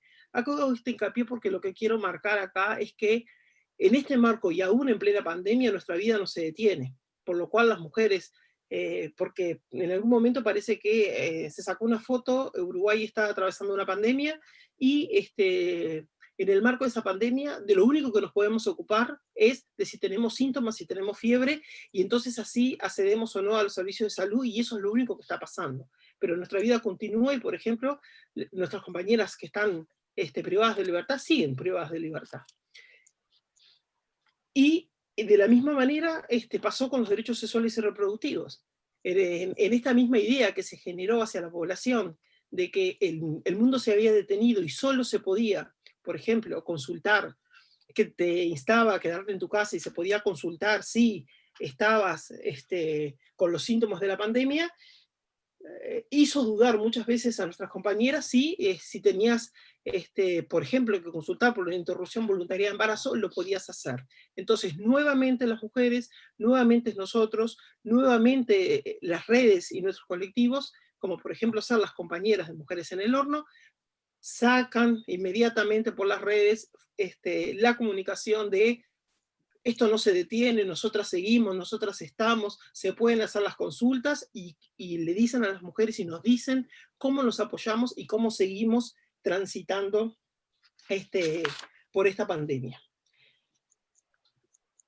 Por otro lado, también marcar dentro de estas cosas que me parecen importantes señalar, que nos mantenemos y se mantienen en la alerta las compañeras que trabajan en la atención a las mujeres víctimas de violencia machista, sabedoras que de nuevo el quédate en casa implica para muchas una trampa que las encierra 24 horas por día con sus agresores en lo que es la jaula del hogar. Esta situación preocupa en tanto, y nos preocupa en tanto, la primera encuesta nacional de prevalencia de violencia basada en género y generaciones señala que la prevalencia de violencia basada en género en el ámbito privado, pareja, familia, se incrementa 10 puntos porcentual entre las mujeres afro y las mujeres no afro. Y cuando incorporamos a esto la variable étnico-racial, al incorporar la variable, y si sumamos a esto el elemento social, el resultado es el aumento de las situaciones de violencia basada en género. Es así que Lourdes, querida, solo para pedirte que en el próximo minuto puedas ir cerrando la presentación, así podemos continuar. Muchas gracias. Perfecto. Entonces, bueno, señalando esas situaciones, voy a pasar a los datos del COVID, que son los que menos me interesan porque son los datos estadísticos, pero tienen un porqué. Uruguay, a mayo lleva 700 y pocos casos de coronavirus, unos 20 fallecidos, ¿sí? Y señalando que era significativo que no había personas afrodescendientes entre esas personas fallecidas. Ahora, este resultado no es el correlato de una acción afirmativa hacia la comunidad afrodescendiente, sino el resultado de la suerte. Suerte porque la población afrodescendiente es la que presenta mayores obstáculos para acceder al sistema de salud, y cuando digo acceder no hablo de tener asistencia en hospitales o mutualistas, sino de tener teléfono celular o dinero, o vivir en un lugar donde la ambulancia puede ingresar. Entonces, por primera vez en este país, el grupo de riesgo, donde está el mayor número de personas diagnosticadas con el COVID, es la población de clase media alta de Uruguay, que vive al sur de este país, lugar donde se originó, de este país específicamente estoy hablando de Montevideo, el lugar donde se originó la pandemia. ¿Sí? Entonces, nuevamente, ante esta pandemia, el Ministerio de Salud Pública no registra ni discrimina este dato, y eso es un dato. Al igual que con los feminicidios, es la sociedad civil organizada la que sistematiza, pero ¿podremos sistematizar si somos decenas, cientos o miles los casos de afrodescendientes que nos encontramos o que morimos a causa de la pandemia? Solo para terminar, decir que por supuesto que las políticas públicas para la población afrodescendiente son insuficientes en el Uruguay, por lo cual nos dejan expuestos a mayor riesgo a consecuencia del impacto del racismo estructural y sus secuelas, pero nuevamente es el movimiento negro quien ante esto se detiene y protagoniza nuevas experiencias para afrontar la crisis, basadas en la solidaridad y la cultura de resistencia, en la que nuevamente hay que marcar como notable la acción de nosotras, las lideresas afrofeministas. Entonces solo quiero citar para terminar que parece evidente que en esta situación se hace más vigente el concepto de necropolítica de Membe, que puede resumirse como la potestad de decidir a quién dejar vivir o a quién hacer morir. Y subrayar en esto que cuando hablamos de vivir no estamos hablando de sobrevivir. Muchas gracias, compañeros, por esta oportunidad. Gracias a vos, Lourdes, por esta presentación y ese claro o específico relato sobre el impacto de la pandemia en Uruguay y particularmente el rol nuevamente de las mujeres en las estrategias de solidaridad al interior de la comunidad y bueno, en la problemática de la racialización, de la construcción de los datos, el impacto en la pobreza. De todas formas, les decimos a todos los que están participando de este seminario que ya está en línea el boletín, así que lo pueden compartir y también le pueden hacer llegar a cada uno de los autores de los distintos artículos sus reflexiones, sus preguntas, y el chat está muy activo, así que por ahí también estamos contestando. Le damos entonces ahora la palabra a la postdoctora en sociopsicología de comunidades afro de Brasil, la doctora Claudia Miranda. Ella es titular de Unirrío, es coordinadora de la red de etnoeducadoras de Río de Janeiro, y tiene un posgrado en educación y está preparando su postdoctorado en educación. Así que aquí vamos, Claudia, bienvenida, y en ese país que está atravesando fuertemente el impacto de la pandemia y que en Latinoamérica es el país que más está sufriendo justamente ese impacto, somos todo oídos. Tenés el micrófono bloqueado, tendrías que desbloquearlo. Buenas tardes, es un gustazo participar con todas y todos. Comenzamos por la mañana y fue también con Lía, Karina, Rosita. Muy interesante el espacio que fue garantizado de cambios, de conocimiento y aproximación. Gracias por la posición que tienes ahí, Carlos, y también el compañero Pablo. Yo quería comenzar justamente con los últimos datos que tenemos de las condiciones. La Universidad Católica ha hecho comenzó unas investigaciones y ya tenemos algunos datos fundamentales, que es que llama la atención que entre los negros sin escolarización tiene 4 veces más riesgo de morirse de COVID que los no negros. Entonces, son datos de un estudio que la Católica comenzó a hacer hace poco, ¿sí? Entonces, en este estudio han incluido 30.000 internaciones por doença y han destacado eso. Cuanto mayor el nivel de escolarización, más garantizado está la vida. Entonces, me parece muy importante tener en cuenta lo que están apuntando en estos estudios que han iniciado. En un país con un total, como ya apareció aquí, de casi 210 millones de personas, más de la mitad es afro, y esta cantidad de gente está en riesgo de vida, ¿no? Entonces, es un dato muy, muy grave. Entonces, la crisis política atraviesa nuestras vidas y casi pone la crisis sanitaria como un tema secundario. En este momento, en estos días que comenzamos la semana, casi el problema de la pandemia es secundario. Entonces, solo para que ustedes tengan una idea de cómo estamos pasando aquí las noches y los días. Es un periodo muy, muy difícil para uno que está sin condiciones de salir a trabajar y ver todo lo que está pasando en nuestro país. Y pensar nuestra gente que intenta apoyar a los más necesitados y están sufriendo con ataques de la policía, incluso en este periodo. Entonces, los fines de semana son de tortura para nosotros.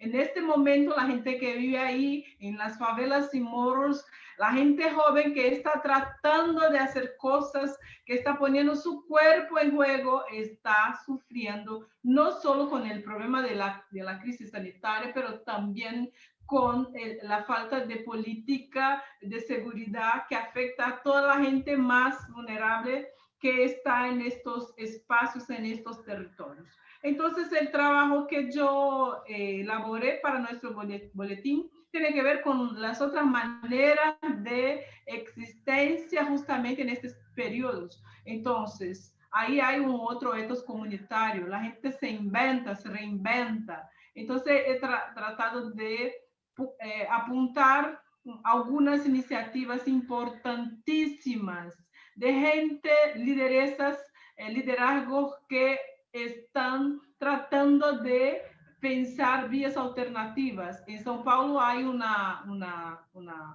favela grandota, la mayor que existe en São Paulo, que se llama Paraisópolis, por ejemplo, y han logrado una tecnología de reexistencia, me parece, una excelente definición. En Paraisópolis la gente se organizó de manera que tienen un montón de lideresas que tratan de ayudar a la organización por calles. Entonces han creado un régimen de seguridad, de vigilancia, para que la gente tenga condiciones de monitorear el estadio del avance de la pandemia ahí por regiones. Entonces, aquí también la Fundación Osvaldo Cruz, que es una importantísima fundación, ella está tratando de manejar con las comunidades cercanas ahí de esta región donde está, de este barrio, está tratando de crear campañas, monitorear con las lideresas, los organismos de las favelas, posibilidades reales de sacar provecho de medios de comunicación ya existentes. Entonces, a partir del teatro, a partir de la radio comunitaria, reinventar campañas para movilizar a la gente sobre el peligro, porque aquí en Brasil la gente, mucha gente que está aún creyendo en discursos alienantes, piensa que puede irse al trabajo y que la vida ya se puede tomar entre manos y todo está muy seguro y eso viene de China, ese es un discurso para poner el gobierno abajo y que nada está pasando. Entonces, el problema de tomada de conciencia es gravísimo también. Entonces, la contribución del texto que yo he puesto ahí en nuestro boletín tiene que ver con esta otra forma de intentar localmente crear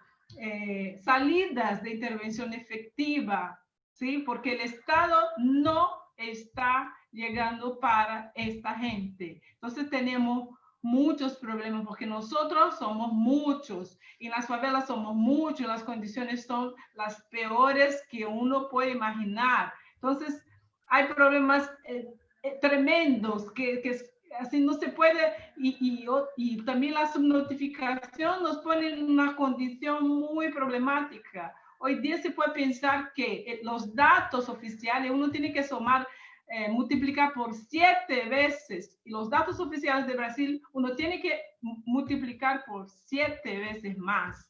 Entonces sería un poco llamar la atención para algunos movimientos comunitarios que comienzan a emergir y que son ejemplares para que uno pueda pensar cuáles son las brechas, las fiestas en este momento de total alienación también por parte del Estado para con la gente más pobre. Entonces sería un poco esto y poner para el debate. ¿Sí? Entonces, como desde la universidad, como desde de la clase mediana, uno necesita mirar lo que están haciendo liderazgos comunitarios,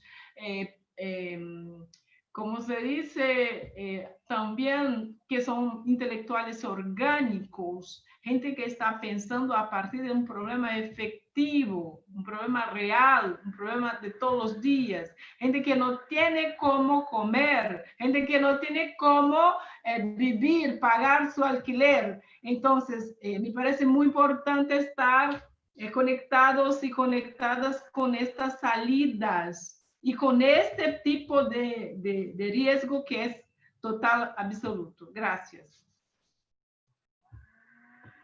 A ti, Claudia, por esa mirada respecto del país hermano y que está atravesando grandes dificultades, no solamente por la complejidad de su conducción política, sino también porque efectivamente la pandemia está racializada, está impactando en los pueblos y las comunidades más populares, afrodescendientes y pobres de Brasil, y claramente ustedes lo han puesto de relieve. Tendríamos la presentación ahora bueno, Roberto, ¿no? ¿Alguien más del equipo? Si no, yo puedo avanzar un poquito rápidamente porque creo que 14 Carlos, tendríamos que dejar el espacio, ¿es así, Lía? Sí, por ahí me gustaría pensar que tenemos nada más que 10 minutos y sería interesante también que se puedan dar los cruces interdisciplinarios, que fue un poco la propuesta del encuentro. Ahí se acaba de sumar Claudia Zapata, que finalmente ha llegado, la hemos escuchado al inicio. Sí, ¿qué tal, Claudia? Excelente presentación. En ese sentido, me parece como retomar alguna de las intervenciones del chat y también poner en tensión ciertas prácticas, ¿no?, de la academia que tienden a tener un modo de oralidad, un modo de construcción, un modo de enunciación que es interesante poder complejizar también en esto de pensar las identidades otras, los modos de los lenguajes, esto de empezar con las narrativas cantadas, que ahí Claudia Villamayor proponía decir, bueno, qué interesante es escuchar esos otros modos de enunciación de la cultura, y al mismo tiempo proponía también que compartamos el link, si hay algún lugar en Francisco donde podamos acceder a ese tipo de producciones y la podés compartir por el chat, sería interesante. Así como recuperar hoy cuando hablaba Roberto al inicio sobre la perspectiva del cine negro, yo pensaba, bueno, cuánto para discutir sobre los cuerpos negros en escena mediática, había una pregunta también por la comunicación, en escena, en una cultura muy de la imagen, que es la cultura brasilera en términos de su narrativa audiovisual, en el cine, en la televisión, y cómo eso se cruza esa relación, ¿no? En este dogma de la feijoada, como vos planteabas, y cómo pensar esas corporalidades, y al mismo tiempo esto de cruzar lo indígena y el campo artístico. Me parece que todos esos lenguajes expresivos nos van a ayudar a tener una mayor complejidad de esto de la perspectiva antirracial o de la afrodescendencia en nuestro continente, y que desde ahí un poco la propuesta es hacer el cruce, ¿no? Pensar la pandemia también como una posibilidad para pensar otros lenguajes que nos permitan enunciarnos, identificarnos, narrarnos, encontrarnos,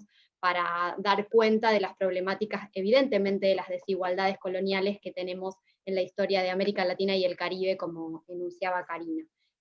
No sé si quieren que recuperemos alguna de las preguntas del chat. Había una pregunta por la educación, también cómo hacer para incorporar la perspectiva afrodescendiente a las prácticas educativas. Tengo acá mi traductora de lenguaje de señas al lado. Había una pregunta por el campo educativo, que por ahí está bueno también retomar, y también en este sentido, ¿no? El campo educativo desde la historicidad más discursiva, pero también de la historicidad más plástica, en términos de artistas que han narrado África de una manera excepcional en América Latina, el Caribe y el mundo, ¿no? Sí, rapidito, un 30 segundos por el tema del tiempo.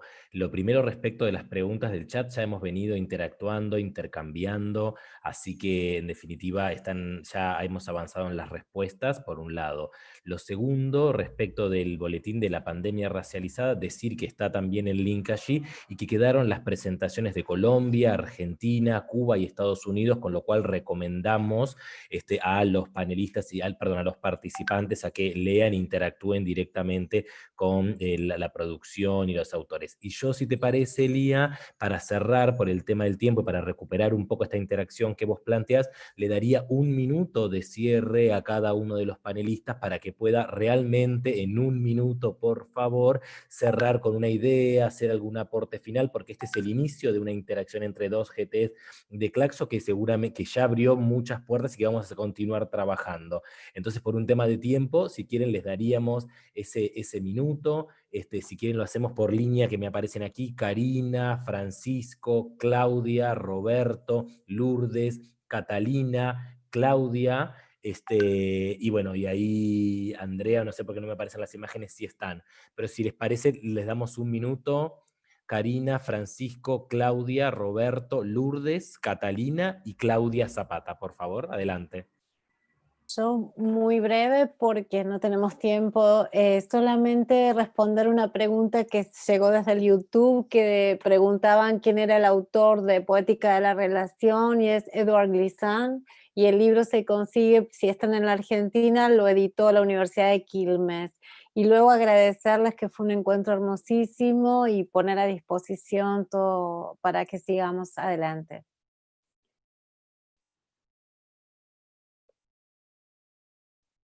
Francisco.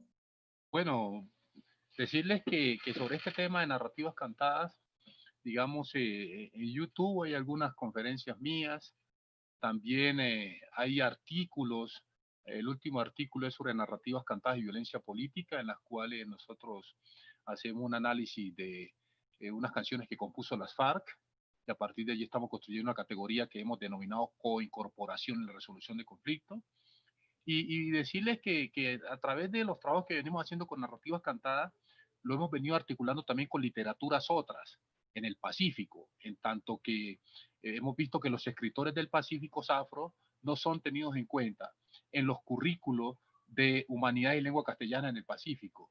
Y nosotros a partir de allí estamos trabajando algo sobre literaturas otras en relación con narrativas cantadas, como una forma de generar procesos de interculturalidad y descolonización literaria desde una perspectiva de romper con el racismo literario. Muchas gracias, Francisco. Claudia Miranda, de Brasil.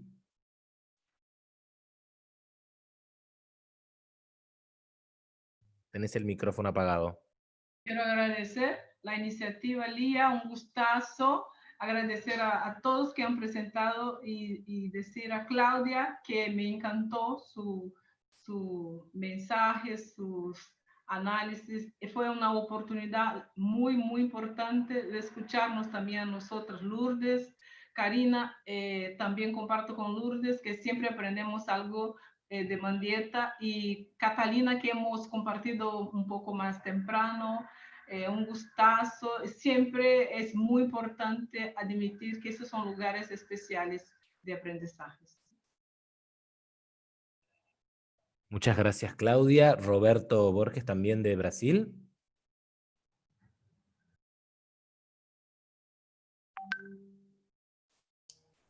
Quero agradecer também a oportunidade de poder ouvir a cada uma e a cada um de vocês e reafirmar que a produção do cinema negro é uma proposta contra-hegemônica e decolonial, e como ali apontou, é importante que todos nós pensemos a respeito de todas essas representatividades. Muito obrigado pela iniciativa, obrigado pelo convite e, mais uma vez, obrigado por ouvir a vocês. Gracias, Roberto. Lourdes Martínez, de Uruguay. Bueno, también muchas gracias por esta oportunidad. Sin duda, la articulación de estos GT va a potenciar nuestro trabajo, y bueno, yo propongo que sigamos dentro del GT potenciando la articulación con las redes y con las lideresas afro. Gracias. Muchísimas gracias, Lourdes. Catalina Donoso. Bueno, muchas gracias. Yo solamente quiero manifestar mi alegría de haberme encontrado con todos ustedes y de poder tener este espacio. Así que voy a traspasar 30 de mi minuto, voy a traspasar 30 segundos a Claudia Zapata, más bien para comentar algo que apareció dentro de las opiniones de participantes que no eran panelistas, a propósito de su intervención en cuanto a la importancia de espacios de formación alternativos para poder justamente construir este pensamiento, dialogar, debatir en torno a cuestiones que justamente van quedando fuera, ¿no? Van quedando excluidas como de los lugares oficiales. No sé si es algo a lo que te gustaría referirte más, pero salió ahí como un comentario a tu presentación de parte de un asistente. ¿Lo hago de inmediato o al final, cuando me toque? Te toca ahora, Catalina, así que continuamos. Claudia, te toca ahora. Bueno, en primer lugar agradecer esta invitación, y sobre todo que después, cuando vimos las dificultades que me permitieron participar de la manera que lo hice, que no es la ideal, pero yo prometo que las voy a escuchar, y los voy a escuchar a todos, en primer lugar porque yo soy de los espacios interdisciplinarios y más activista. Soy historiadora, pero jamás voy a congresos de historiadores porque no lo tolero, francamente. Y también porque creo en la patria grande, así que me emocionan muchísimo estos encuentros latinoamericanos, que sea el primero de muchos, así que yo todo este tipo de cosas les digo que sí. En segundo lugar, veo que va a haber un espacio de intercambio, de iniciativa, ojalá de materiales bibliográficos también, y de la iniciativa en las que estamos en este contexto. O sea, participo aquí en la Universidad de Chile en una cátedra de racismos y migraciones contemporáneas, donde estamos articulados con organizaciones de compañeras y compañeros latinoamericanos que viven en Chile, y desde hace algunas semanas lanzamos una campaña que se llama La Humanidad Somos Todes. La Humanidad Somos Todes, porque necesitamos que los miedos no nos coman y que no salga lo peor de nosotros, que fue una de las cosas que planteé en mi presentación. Sobre la importancia de los espacios de formación alternativo, como mencionaba Cata, yo la verdad es que, bueno, por supuesto creo siempre en la necesidad de estudiar y en la autoformación, también en mis espacios activistas. No soy de las personas que cree que la experiencia va por un lado y que solo eso te valida, y que el estudio y la formación política va por el otro. No, yo creo que hay que hacer una articulación.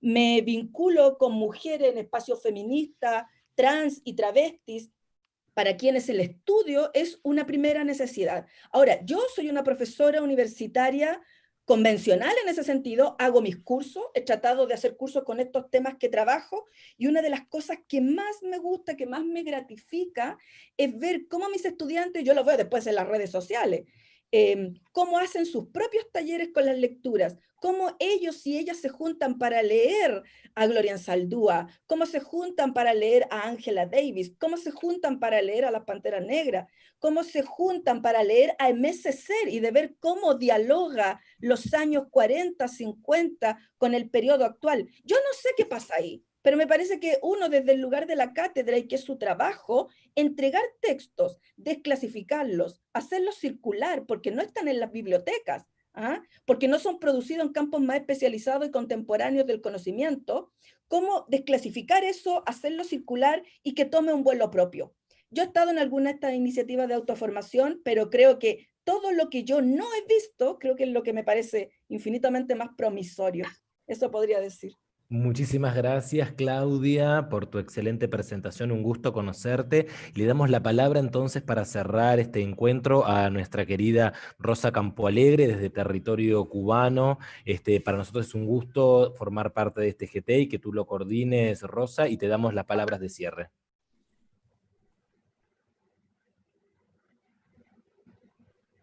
Ahí tenés el micrófono cerrado, Rosa. Uy, apareció Andrea. Rosa, ¿tenés el micrófono cerrado? Pues, Carlos, yo he estado todo el tiempo conectada, pero he estado siguiendo los Facebook personales, los Facebook de Claxo y también el YouTube. Por eso no he estado yendo y viniendo, pero aquí estoy. Perdón, André, porque te salteé en la presentación del minuto final, por eso te quería pedir disculpas, como no te vi ahí. Un abrazo grande. Voy por el minuto final, Vamos, Rosa. Quisiera terminar como acostumbra nuestro GT. Voy a terminar tendiendo puentes. Voy a terminar con una invitación. Están todas, todos y todos invitados a estar con nosotros en la serie La Pandemia Racializada y en nuestro boletín. Debo contarles que ya este mes sale un boletín de la pandemia racializada escrito exclusivamente por estudiantes que han cursado las escuelas más allá del decenio que coordinamos con el GT. Y que para el cumpleaños de Mandela en julio pondríamos fin a la serie, pero empezaría otra serie. Empezaríamos a dialogar con otros GTs, con otras organizaciones, sobre el tema de ancestralidades, antirracismos y actualidades. La invitación es a vernos en el cumpleaños de Mandela. Excelente lo han hecho. Felicitaciones, un abrazo tan cálido, tan solidario y tan combativo como Cuba. Bravo. Bueno, muchísimas gracias, Rosa. También aprovechamos estos segundos finales para saludar a todos los participantes que se han mantenido allí con un excelente nivel de atención, pero también de interacción a través del chat. Bueno, ahí, Lía, te damos también el cierre como integrante del grupo, del GT de arte. Y bueno, obviamente tomar las palabras de Rosa y que continuemos trabajando. Excelente esta iniciativa, esta interacción. Saludamos a Teresa Mujica, también compañera del GTD, que está en México y que también está participando por el chat. Y un abrazo grande desde Argentina a todes, a todos y a todas. No, simplemente agradecer, no tenemos más tiempo, quedaron seguro muchas cosas por seguir problematizando, debatiendo y sobre todo cruzando en las perspectivas, y también recuperar el encuentro de la mañana donde pudimos dialogar mucho más con otros y otras compañeros y compañeras que ahora están en el rol de participantes. Así que muchas gracias y será hasta un próximo encuentro. Buenísimo, un saludo grande a todos, Latinoamérica Gracias, unida, vamos por una mejor patria grande, ¿eh? Abrazos. Muchas gracias a todas, a todos. Muchas gracias. Chao, gracias. Adiós, chao, chao. Gracias a todos. Chao, muchas gracias. Gracias a todos.